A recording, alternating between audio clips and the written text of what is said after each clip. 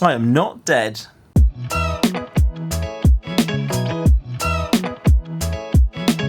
That is right, I am not dead. I am in fact alive, and as you can see, I am making a video. What a crazy time we are living in. It's 2025, it is almost Halloween, and you're getting a new StayFreshShoe video. God, you lucky ducks. And this video is a video which I would have liked to have done quite a few many moons ago. I received a nice big box of Airsoft replicas, but unfortunately for me, Border Force decided that they wanted to have a bit of a look and a play with them before I did. This then resulted in me having to wait best part of over a month before I could get this, like, the stuff, which is a bit of a pain really, because I was sent these products from Novritsch, thank you very much Novritsch by the way, to do some content with them before they officially launched. And that plan kind of went out of the water because Mr. Border Force and UPS customs people are just absolutely rubbish. And I mean that seriously, because I was receiving phone calls from my local constabulary police people men asking me if I was the right person in the right place and if I had any firearms offences. Luckily for me, I do not, so we could get this whole thing rolling along. Now you may be wondering though, what items could have been in a box that would just be so offensive that Border Force and my local police station had to give me phone calls to figure out what was going on? And the answer to that one, I'm very happy to say, is the SSG11, the brand new sniper rifle released by my friends over at Novritsch. Again, they sent this to me, thank you very much. You can see the box has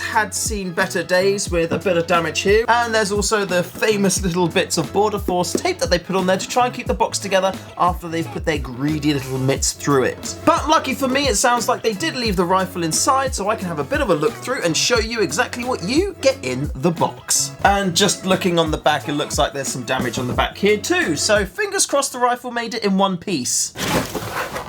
Yep, it looks to be like it's in one piece. I mean, I can't see exactly what I'm doing right now, but look, there you go. Look, that's the inside. Nice and cardboard everywhere, very recyclable, which I like that because you've got to save the whales. You've got the replica here, which YouTube, it is an Airsoft replica, so don't turn off my video, please. And you've got a handy dandy guide here to explain to you what's... Ooh! Oh, you get FPS adjustment rings in the box. Look at that. That's cool. So you get the biggie one, the middly one, and the little one. That is very cool. That's the first time. Well, it's kind of like you see the guide and you're like, I'm not really going to use that. But it revealed FPS adjustment rings. So that is something I am here for. And then, of course, we have got the replica with the kind of like fake mag thing already in. We have got an unjamming rod. And that's about it. So now this box can go away into the trash. The recyclable trash. So here we have the SSG11. Now, because it has been some time since this thing actually launched, well, I say some time, it's probably only been like, what, a couple of weeks, maybe 3 weeks, I don't know. I got really screwed up by Border Force and UPS, just so you know. I've managed to see some content from other creators out there, and I've learned about lots of the secret little extra features that this thing has that other sniper rifles out the box just don't have. So these are features which I'm very excited to look at, to discover, and also show you because they are actually pretty impressive. And the first feature which I can see is this here. We have got an incorporated TDC adjustment wheel. This is a very big win for me because I've said for, well, many years now, ever since I got my very first SSG10A1, that the SSG10 is the best out of the box sniper rifle that you can get for that money. However, the place where it really lets itself down is the hop-up adjustment, because it's got that crappy little arm on the side that bends, and it's really difficult to get an exact, precise adjustment on there. So if you got an SSG10A1 or any SSG10, you needed the Tridos hop-up adjustment thing for it because it just completed the rifle. On the SSG11, however, you have got it already built into the rifle, which is absolutely amazing and brilliant to see. The thing that I don't like about this though, which may turn out to be an issue in the field, I do not know, is that it's very open. So it could be easy to just accidentally hit it and have your hop-up adjustment go all skew with. You'd still be able to adjust it back easy enough because it's right there, but ideally you would just have your hop-up adjustment staying the same throughout the whole game, or when you want to tweak it, you can tweak it. So we'll have to see how that fares in the field, but that is very, very cool. Next up is a feature which I've seen, and it kind of looks like it isn't, but it is that the upper receiver and the outer barrel is actually one piece. With the SSG10s, and like pretty much every other VSR that you get as well, the outer barrel screws into the upper receiver, and then you kind of put a screw in the bottom to hold it together. In this case though, it's all one solid piece. But you may be thinking, why is that a good thing? Well, the alignment. The alignment of like the cylinder head and like going through into the hop-up unit and going into the hop rubber.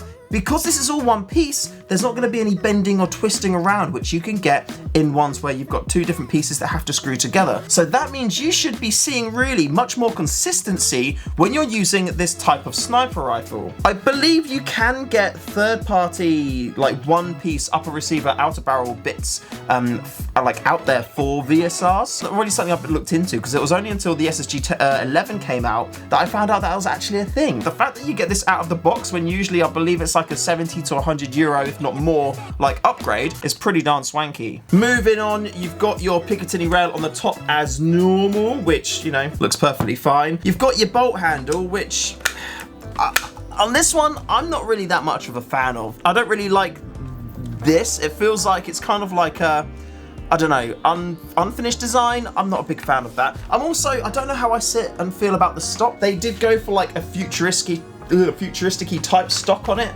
and I'm just not really completely sold on it. I don't know. It might be a grower. It might just be something that I always feel a bit awkward about. But you know what? It also may look different once I've painted it, because if this is good, I imagine it will become a regular appearance for me when I do go and sniping, and I'm gonna have to camo it up as well. So maybe it will look better after some paint. We're not gonna know until the paint hits the plastic. You do have a safety here, and I'm not a big fan of the safeties on VSRs. I just don't think you really need them. You're never ever gonna need to put it on, and it is easy on VSRs, or has been previously, to put the safety on by accident. Maybe this is gonna be a problem, maybe it's not. When I use it in the field, if I do put this on by accident, I'm just going to remove it like I do with every other single VSR that I have, and then hey, no more problems. Move into the grip. I don't like it. I don't like the grip on this. I'm hoping that they're going to be doing more grips or different selection or designs of grips that come out with it, just because it feels quite thin and narrow, and it's also very vertical. It's like super pistol grippy and not like kind of AR grippy. That's the thing I loved about the SSG10A3, by the way, is the fact that you can use like AR grips on it. Fantastic. But with this one, it's very vertical, and I'm not really a big fan of that. So if it was like a bit more angle, nice. You can get though a bottom base plate for it, a CNC bottom base plate, which is really nice to see, and that will make it kind of be a bit, I guess, nicer of an experience, because your kind of hand will be butted up against the bit of a base bit on the bottom. You can take these side panels off as well too, so you can take these panels off, you can swap them for other colors, or some metal CNC ones that are like see-through, but I don't know how that would look or feel on your hand when you're using it. I feel like it would be a bit weird, but we can review that later, I'm sure. Then it comes with a buffer stock by default, and then you can put a like AR stock in it as you want to, and this is the one that you get on there. You know, it's nothing fancy, it's pretty chill, to be fair. Novritsch do have some DMR stocks on the website, which may be more comfortable and look a bit cooler on your rifle, maybe give you a bit more functionality with like cheek crests that are adjustable. I have messaged them to ask them if I can have those to try out on this rifle, so I'll let you know if I do get some of them to try. But I mean, you know, it's a stock, it does what it needs to. You can adjust it, you can see your numbers in the top there like that, so you can always put it on the same one that you want each time. And you know, it's good that you can adjust it and make sure that you get your distance that you need to perfectly have your eye relief for your scope, depending on what scope you use, because they're all a bit different and you all want to mount them a bit differently on the Picatinny rail. So yeah, it's nice that you've got that selection ability there. The trigger is fine. There's one bolt that holds it in place, which you can just about see there, because they do two other variants of the trigger which you can get. Again, I've asked them if I can have a couple of those to look at, but I mean, just in generally like holding it and using it, it's fine. Oh, it pulls nice. It's got a nice pull in it though, to be honest. It's got a nice pull. Oh, there is no play in that trigger at all. Oh no, wait, the safety's on. There's still no play in that trigger at all. Ooh, that sounded pretty nice, to be fair. Let me do that classic, like, you know, air seal test. Yeah, that's good. I know there's arguments around, you know, it doesn't mean anything, and some people say it does, but look, here we go. Ready? I'm gonna pull the trigger. That's holding tons of air. Let me do like a, where's my timer on my counter? Okay, I'm gonna go for a, let's see if we can do, I don't know. Should we try 10 seconds and just see if how much air we get out of 10 seconds? Maybe there's gonna be nothing. That's a solid seal. That was a 10-second solid seal. I'm not going to do more because you're going to click off and watch a different video. So we're going to keep it interesting and move it on. That is also interesting to show you because look, the cylinder is much bigger than an SSG10, and I guess this rifle is going to be compared to SSG10s more than anything else because this is an SSG11, so it should be one more. The cylinder's a lot bigger because you've got more air in there. There's more like ton of customizing you can do in the way that the rifle will behave with like weighted pistons. You can have like longer barrels because you've got like bigger air in there, more air volume, you can have longer barrels because the air volume is going to fill out the barrel and then you're not going to get back pressure or things like that. Stuff that I kind of know enough about but not enough to do a full detailed video on it to explain to you guys. But that does sound really cool. Speaking of the cylinder, by the way, if you ever wanted to change your spring or put on some of the fancy little FPS adjuster rings, you come in here, you come into the trigger guard, you pull that down, and then the cylinder comes right out just like that. Isn't that cool? And also, as another cool step, this here isn't a magazine. The magazine goes in here, which we're going to touch on shortly, but you pull this out, and this little fake magazine has a cylinder head tool in it, so you can do that, and you can remove the head on your cylinder. How sick is this? That is very, very cool. Which also neatly brings me on to the next point of this unboxing.